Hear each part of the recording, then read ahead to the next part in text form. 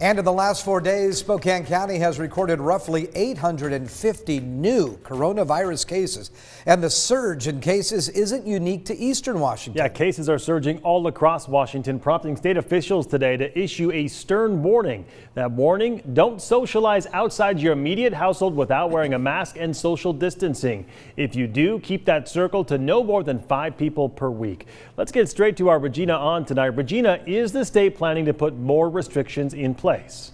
Yeah, Mark. So today, the Washington Board of Health said that if people don't take this warning seriously, there could be mandatory restrictions in the coming future. And they said we're all feeling this sort of fatigue of the pandemic, but if we stay vigilant for the next couple of weeks, it will pay off. Dr. Kathy Lofi says cases started to steadily increase in early September, which lasted through October.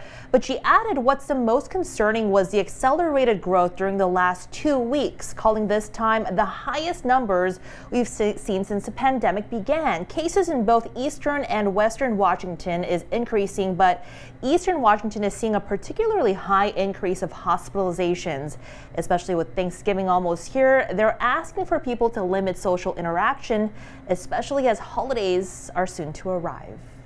We cannot afford this in Washington state. Any in-person gathering is risky right now, both for the health of those that attend that gathering and because it can further accelerate the spread of the pandemic. This includes Thanksgiving.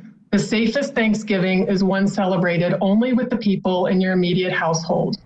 Now, Fehrenbach, along with many doctors on the board, recommended people should stop social gatherings, at least in the next few weeks, emphasizing Washington cannot risk another surge of cases, especially as you heard after Thanksgiving.